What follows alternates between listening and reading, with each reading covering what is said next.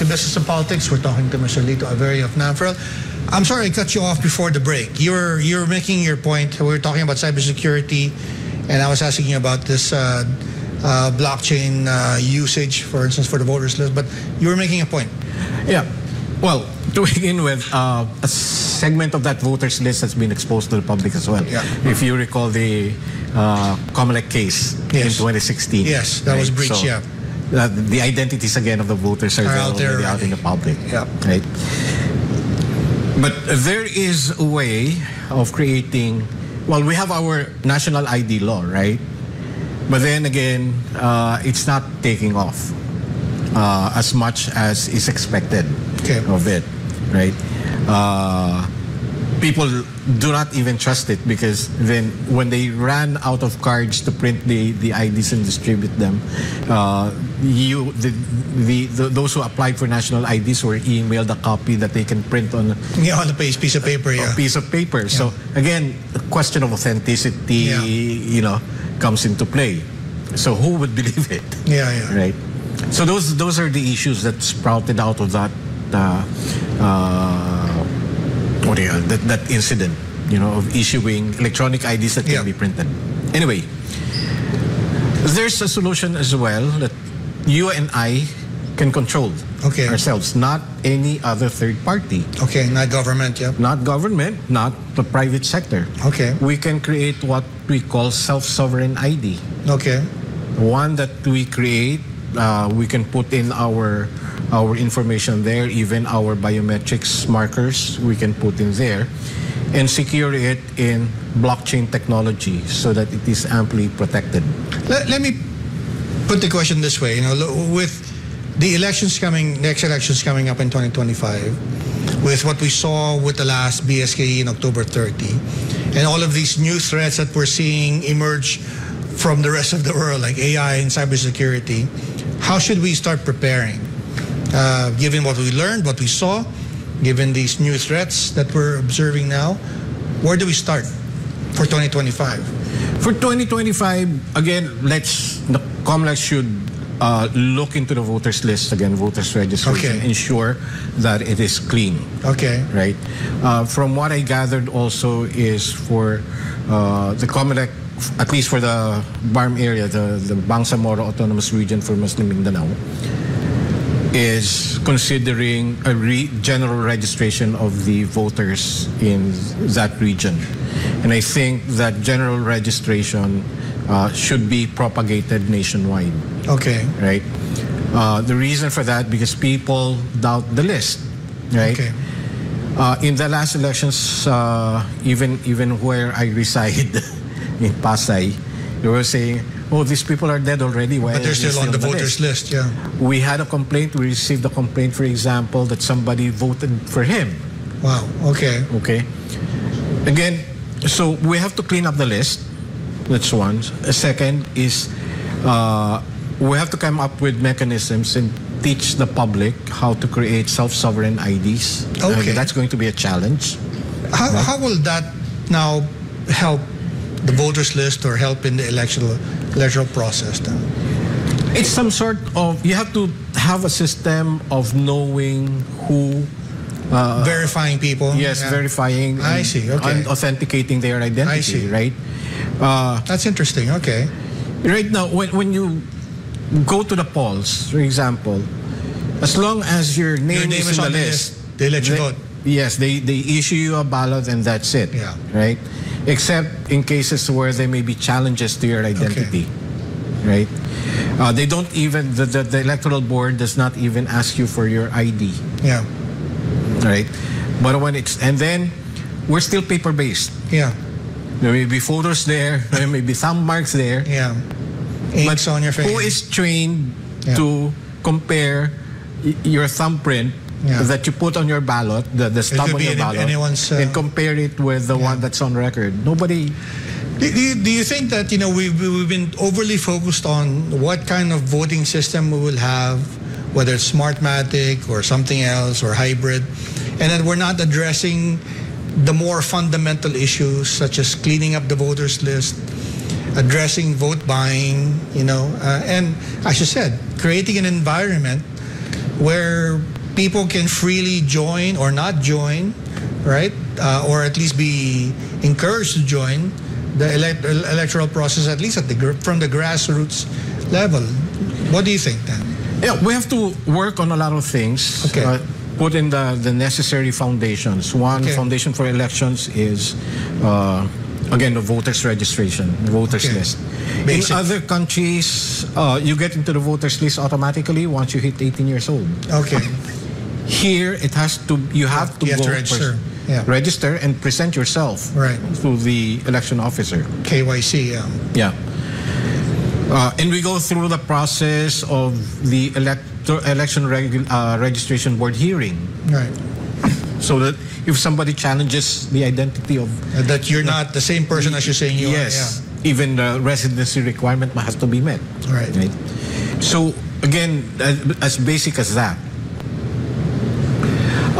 Years ago, I think in 2019, if I'm not mistaken, the commission piloted and tested the voter verification machines. Okay. I think they should look into that as well. Okay. Rather than rely on a paper list, right?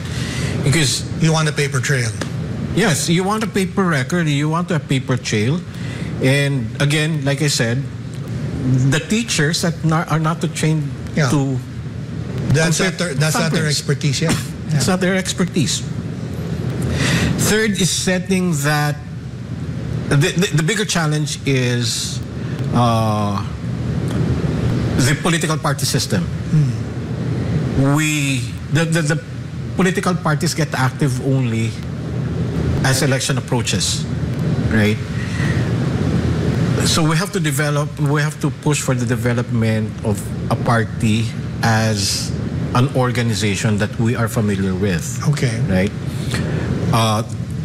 Political parties must have an organization. It has to have a structure.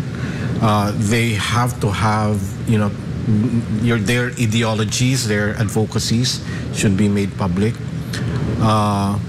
Again, it's reforming that whole political party system.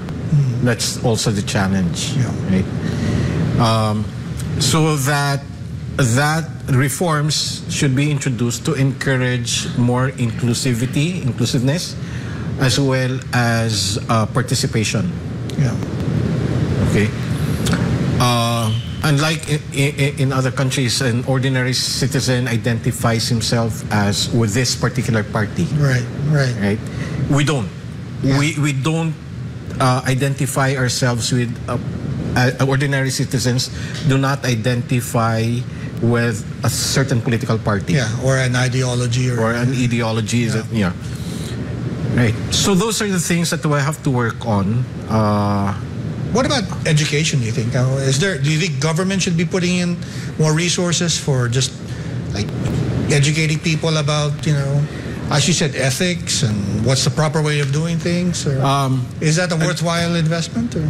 Again, the voter education, for example, comes in only as we approach the elections, right? And it is it consists of how to vote. Yeah, that's what I mean. It's just the process. It shouldn't be like an ongoing process that it should be. Yeah. We should start working with our education agencies, the DepEd, TESDA,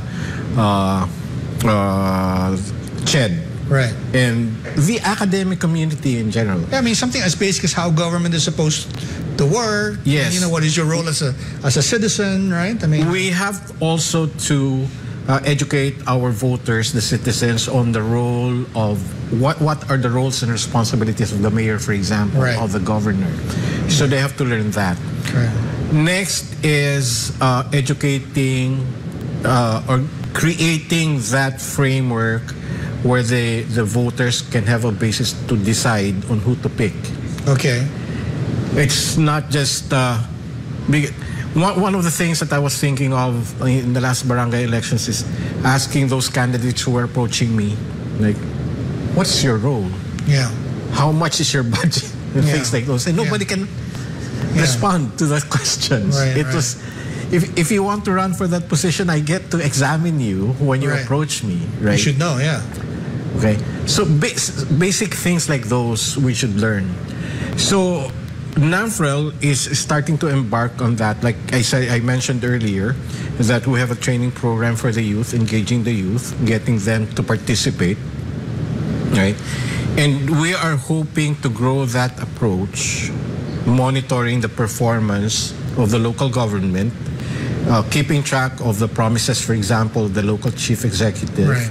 his execution of his promises, whether he got delivered, so that at the end of the term, we can come up with, we have a scorecard Okay. that says this is how he performed. Okay. Now, the citizens would have a basis to decide whether to re-elect him or Right. choose somebody else. At least there's a record to look at. There's a record to look at. So Yeah. we're hoping to develop that data set Yeah. so that citizens can, and we're hoping to propagate that idea of teaching the youth how to monitor and participate. We're also looking at, again, we have another program, for training the trainers on how to be sentinels of the citizens, Right. the Bantay ng Bayan. Right. We have a Maging Bantay ng Bayan program, Right. where we had delivered this in several occasions already, inviting leaders to become trainers, Right. and propagate that. The challenge that we're seeing, however, is how to propagate it, Okay. how to capacitate those that we had trained to echo our training programs. Yeah. So what we're looking at is partnering with academic institutions, Okay. so that we have a natural base. For one, the educational institutions have the expertise in putting together we have the content. Right. The expertise is in the educational institutions to come up with, put together in a curriculum, pedagogy, develop the lesson plans, yeah. and you have the teachers there who Yeah. can teach whatever. Yeah. Okay, so we're trying to develop that relationship also with academic institutions. So we've created already a network of schools. We started in Mindanao. We hope to replicate that in the Visayas and in Luzon. Well, I think on top of all that, I think we should do more interviews. But Lito, unfortunately, that's the time that we have. I appreciate your time, and again, we're wrapping this up, and I feel like there's more to discuss, and I do say it more seriously that I think we should have a more regular discussion. But I do want to thank you for the time today. Before we go, you want to leave our viewers with a message? Again, it's a pleasure, to be here. So I'll take this opportunity. When I took over the helms of Namfrel, right, we identified areas to get Namfrel more active, because the issue that I saw was people were just commenting that we're there only during the elections. Yeah. But I said we have to do something. What are we supposed to do in between elections? Right. We've been doing actually good governance monitoring. We've had time and again monitored, for example, the DepEd, the Department of Health, and the procurement of medicines. We've been invited by other government agencies to participate and monitor their procurement process. And we have to grow that, right? That's why we came up with that training program, Maging Bantay ng Bayan. Okay? And I encourage our citizenry, our voters, everybody out there in the public, to participate in those exercises, monitoring our local governments, monitoring our national government agencies, make sure that the programs are properly delivered and put in place, make sure that the money that is budgeted for certain activities are well spent. Okay? So we're enabling that, and we're inviting volunteers also to learn the content of our training programs so that they can also replicate it in among their neighbors, for example. Sure. Their circles of influence. So that's part of the challenge of volunteering. That's only one area that Namfrel is looking at. We're also engaging the youth. We're developing programs for more participation among the youth. We are actually creating, or we have created actually, the Namfrel Youth, right? If you would recall, there was talk of postponement again of the elections, which again a law was passed, but then was challenged at the Supreme Court. The Supreme Court said, at that time, before that law postponing the barangay elections, then we had a set of youth already in Namfrel who issued their own statement against the postponement of the elections, and that's what we would like to see: the youth taking action, participating in governance, right? So those are the two programs that we're working on, among many others. Right. So for those who are interested, they can go to your Facebook page or website. We have Namfrel has a Facebook page. We have social media accounts on X used to be Twitter. We have Instagram accounts, that they can look at. We have our webpage as well, namfrel.org.ph, that they can go to. We have a volunteer page there that they can go and volunteer. Maybe they can register. Well, Lito, thank you very much. And I look forward to the next interview that we'll do. I'd like to thank our viewers watching this program and those watching the replay.